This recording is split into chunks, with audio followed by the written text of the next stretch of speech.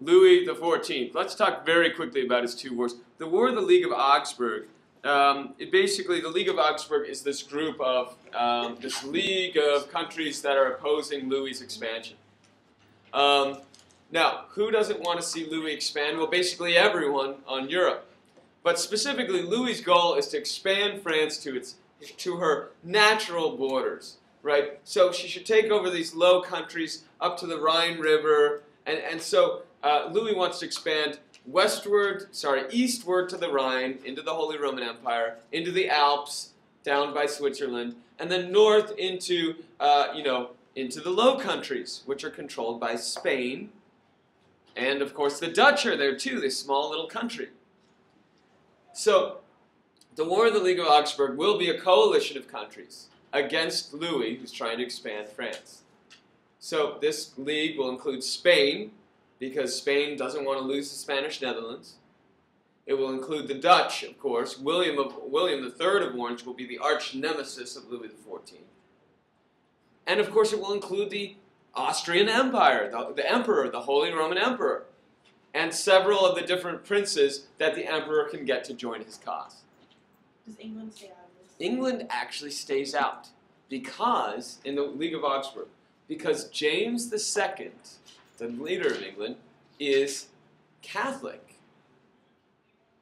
Or actually, it might be Charles II who decides not to intervene. One of the things that we see is that the Restoration, these kings, once again, are insisting on their power. They admire Louis XIV's absolutist state.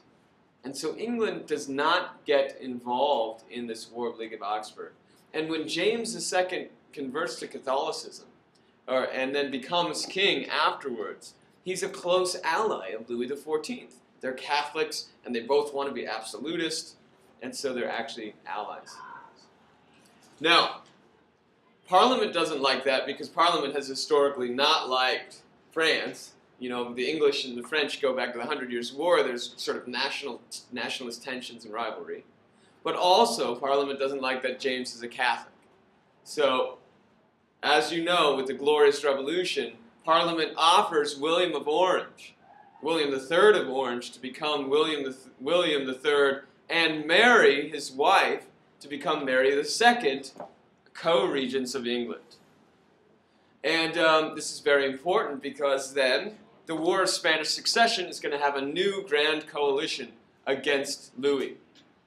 Now what happens in Spain is the Spanish Habsburg dynasty dies out. And so, King Carlos II is he's impotent, he can't have children, he's mentally disabled, he has problems, he's got gout and all sorts of issues, and he's just very genetically problematic, actually, because of so much inbreeding. So, the Habsburgs die out in Spain. Now, Carlos II, or Charles II, did not want these Spanish territories to be divided. But he knew that Louis wants to increase France's power.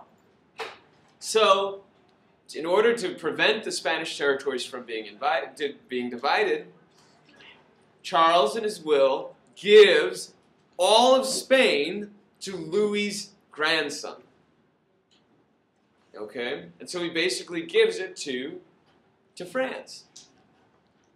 Now, of course, this is a nightmare for anyone in these other countries, because now you've got France, Spain together. And Spain, of course, still has all sorts of overseas colonial holdings that are very, very valuable. And so this new coalition will form. And the new coalition will have the Habsburg Emperor again. It will have the Dutch again. But now it's going to have England too, because now remember William III is in charge. William and Mary are in charge of England. They're Protestants, and they want to stop Louis from upsetting the balance of power. Now, also of importance, of note, in the War of Spanish Succession, is that Prussia gets involved. The Austrian Emperor the Habsburg Emperor convinces Prussia to send its army in, And the Prussian elector agrees as long as he gets the title king. And so there will be a king of Prussia, King Frederick I. Okay? So, and he's Frederick I because he's the first king of Prussia, right? There's been Fredericks before him, but now he's the first king, Frederick I. Initially the title is in Prussia, but then it just becomes of Prussia. And so this is the beginning of having a king, an emperor, a king, and all these princes within the Holy Roman Empire. So this is a king above the rest of the princes. And this is the beginning of a clear distinction between the Prussians and the Austrians competing for influence over the German states. Okay, now the result of the War of Spanish Succession is Louis loses again. And so the Spanish territories are divided. Austria, the Austrian Habsburgs, now get back some of the territory that their family used to control, that the other branch of their family controlled. The Austrians get the Spanish Netherlands. The Austrians also get the territory that Spain controlled in Italy. And so now Austria will be a bigger power, and Austria will be the dominant power in Italy. And this will be true going into the 19th century, right? And the whole the Italian War of Independence is largely a war against Austria. So, the Peace of Utrecht that ends the War of Spanish Succession also clearly shows the beginning of British naval dominance. The British get what is called the asiento, A-S-I-E-N-T-O. The asiento is the right to trade slaves with the Spanish world, with the Spanish colonies. And so this is in 1713, and remember that 18th century economy, the economy of the 1700s, is dominated by this Atlantic economy, this trade going overseas between the plantations of the New World, the importation of all sorts of raw materials. What year was this? 1713.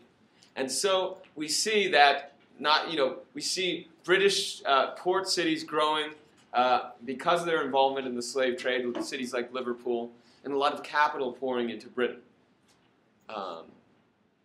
Partly as a result of slave trade, also agricultural changes in the agricultural revolution, and other things like that.